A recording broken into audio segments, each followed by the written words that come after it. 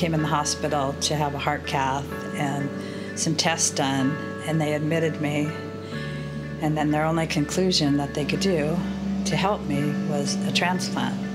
I knew that I wanted to live to see my grandbaby grow up, and my family and my husband. I made the decision that I would get another transplant. To keep Kathy stable and alive, we had to keep her in the intensive care unit, waiting until a heart would come available. Just trying to give her the motivation and the will to stay, because really it meant her life. Around Mother's Day, my sister Jill started acting a little bit strange. It's like she couldn't communicate effectively. We went to the hospital, they gave her something to sleep, and ever since then she's been in a chemically induced coma. This was caused by a teratoma. It's more of an autoimmune disease where the body attacks itself. After the first month or so, we started thinking, why don't we do something to show Jill, when she wakes up, to show how much we cared. We decided, why don't we just make 1,000 cranes? Jill and Kathy were both my patients, room 5 and 6. I was just so fascinated seeing all this paper and folding. I just thought it was such a neat idea of providing spiritual and emotional support for the family. When we used to walk by, I noticed that they were always making something.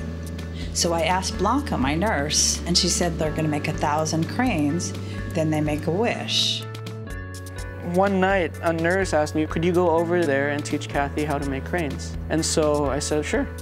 At first, I thought she just wanted cranes so that she could put it on her wall, just to look good. And then I found that she wanted to help us reach the 1,000.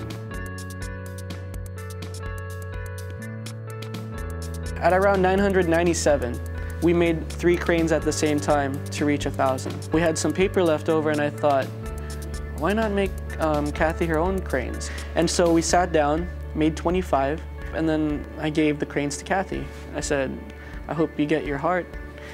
The very next day, we called Kathy to notify her that she was going to be transplanted. Finally, had found your heart.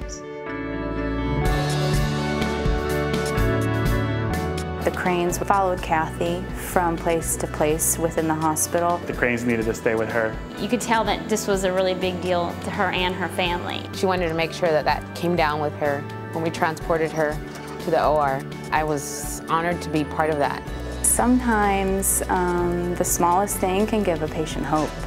The day after we transferred my sister out, I got a call from the hospital. She said, Kathy got her heart.